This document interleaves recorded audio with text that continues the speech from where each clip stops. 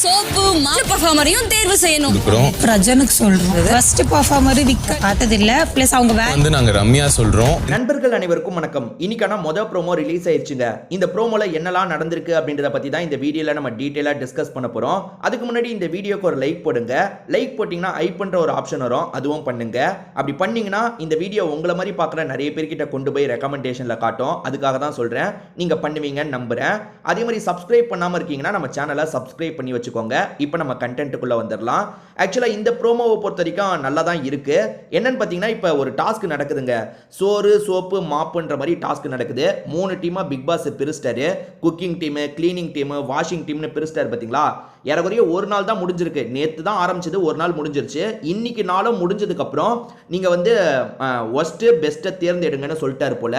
எல்லா டீம் லீடர்ஸும் வந்து சொல்லுங்கன்னு சொல்றாரு. இப்போ உதாரணத்துக்கு டீமா சேர்ந்து டிஸ்கஸ் பண்ணுங்க, ஆனா லீடர்ஸ் வந்து யாரை முடிவு பண்ணியிருக்கீங்களோ சொல்லுங்கன்னு சொல்றாங்க. அந்த குக்கிங் டீமை பொறுத்த வரைக்கும் சாண்ட்ரா தான் வந்து ஹெட்டு. அதே மாதிரி ஒரு டீமுக்கு ரம்யா ஹெட்டு, இன்னொன்று டீமுக்கு விக்ரம் ஹெட்டு. ஸோ லீடர்ஸ் ஆனால் அவங்க தான் வந்து சொல்லிட்டு இருக்காங்க. யார் யாரை சொல்லியிருக்காங்கன்றதை நம்ம பார்த்துடலாம்.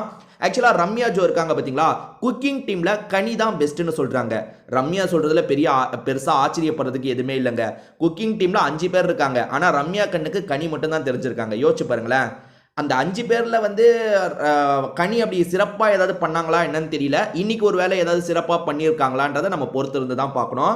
ஏன்னா 5 பேருமே ஈக்குவலாக பண்ண மாதிரி தான் இருந்தது. யார் வியானா, கனி, திவ்யா கணேஷ், அதுக்கப்புறம் சாண்ட்ரா, விஜே பார்வதி எல்லாருமே ஸ்கோர் பண்ண மாதிரி தான் இருக்கு. சொல்ல போனால் நேற்று எபிசோட்லாம் வந்து விஜே பார்வதி தான் நல்லா ஸ்கோர் பண்ண மாதிரி இருக்கு. ரம்யாவுக்கு வந்து கனி தான் பெஸ்ட்டாக தெரிஞ்சிருக்காங்க. சரி விடுங்க, அது அவங்களோட கருத்து.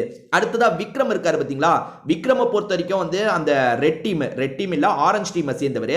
அவர் யாரை சொல்றாருன்னா ப்ளூ டீம்ல அமித் பார்கவ சொல்றாரு. அவர் நல்லா பண்ணாருன்ற மாதிரி சொல்றாரு. அடுத்ததா ரம்யா இருக்காங்கல்ல, பிரஜின் டீம்ல நிறைய பேர் இருக்காங்க. அதுல பிரஜின் நல்லா பண்ணாரு, கொடுத்த கேரக்டரை நல்லா பண்ணாருன்ற மாதிரி சொல்றாங்க.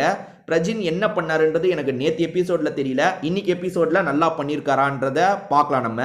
அதே மாதிரி சாண்ட்ரா இருக்காங்கல்ல, சாண்ட்ராவும் அதான் சொல்றாங்க. பிரஜின் அவரோட ரோலை சரியா பண்ணாருன்ற மாதிரி சொல்றாங்க.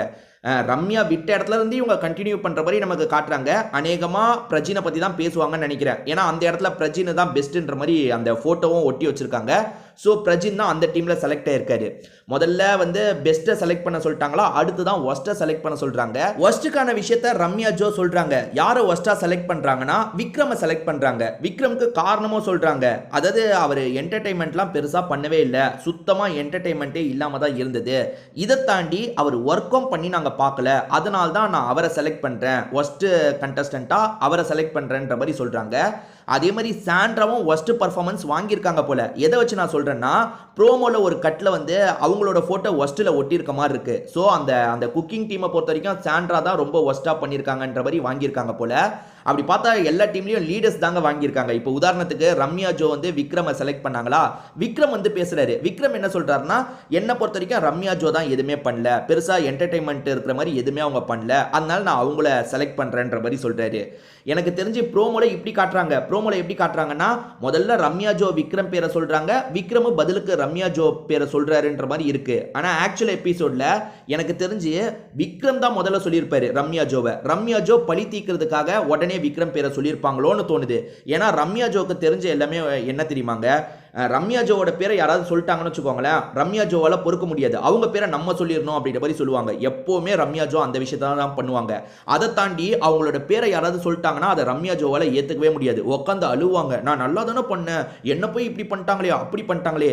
ஏன்னா இந்த ப்ரோமோட கடைசியிலேயே வந்து ரம்யா ஜோ வந்து கெமி கிட்ட புலம்பி அழுகுற மாதிரி காட்டுறாங்க. அதாவது அதை ஏத்துக்க முடியல, நான் ஒஸ்ட் கண்டஸ்டன்ட்டா, ஏன் நான் நல்லா தானே பண்ணேன்ற மாதிரிலாம் புலம்பி இருக்க வாய்ப்பு இருக்கு. இதுல ஒரு குழப்பமும் இருக்கு. அது என்னன்னா, இவங்க டீமா டிஸ்கஸ் பண்ணி முடிவை சொல்றாங்களா இல்ல இந்த லீடர்ஸ் மட்டும் முடிவை சொல்றாங்களான்றது எனக்கு தெரியலங்க.